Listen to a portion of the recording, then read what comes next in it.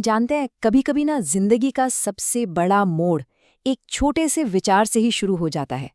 आज की कहानी बस ठीक इसी बारे में है। तो चलिए जरा इसमें गहराई से उतरते हैं, क्योंकि हमारी पूरी कहानी वो इसी एक सवाल की बुनियाद पर टिकी हुई है।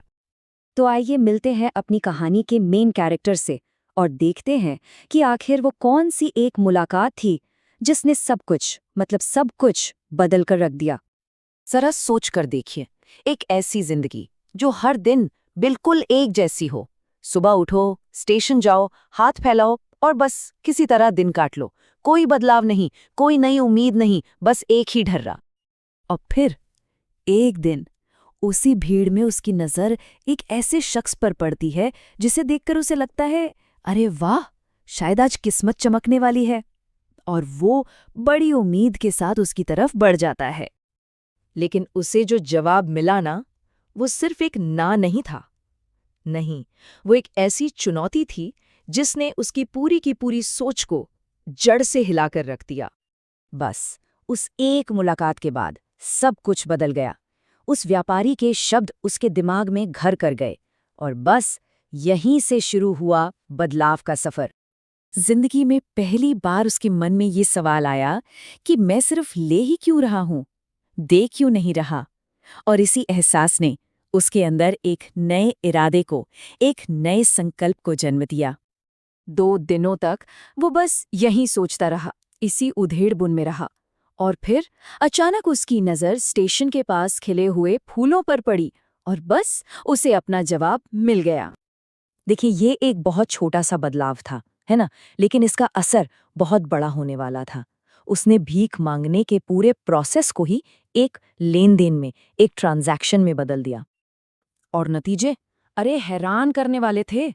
जैसे ही उसने देना शुरू किया, उसकी कमाई पहले से कई ज्यादा बढ़ गई। अब लोग उसे दान या भीख नहीं दे रहे थे, वो उसके फूलों की कीमत चुका रहे थे।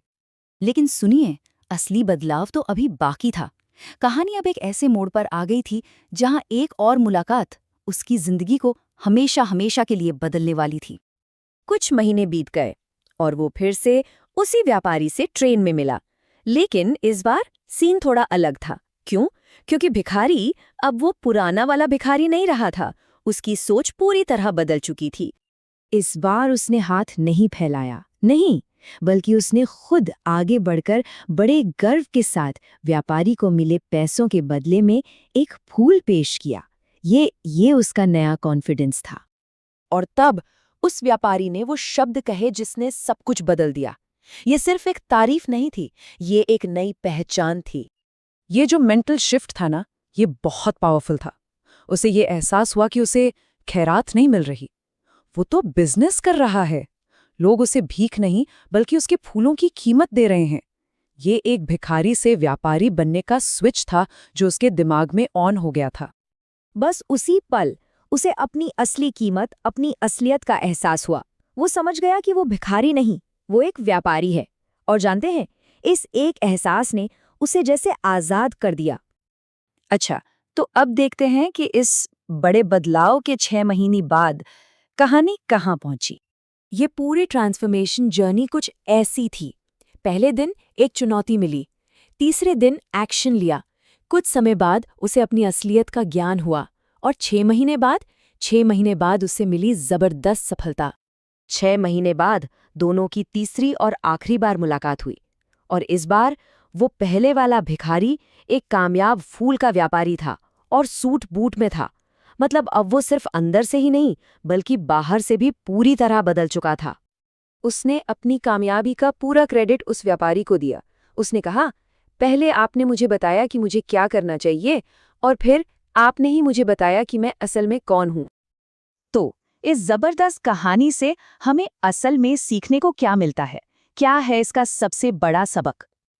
देखिए, ये कहानी हमें कामयाबी के कुछ बहुत ही बेसिक लेकिन पावरफुल सिद्धांत सिखाती है। पहला, लेन देन का नियम हर जगह लागू होता है। दूसरा, कामयाबी आपके विचारों में ही छिपी है।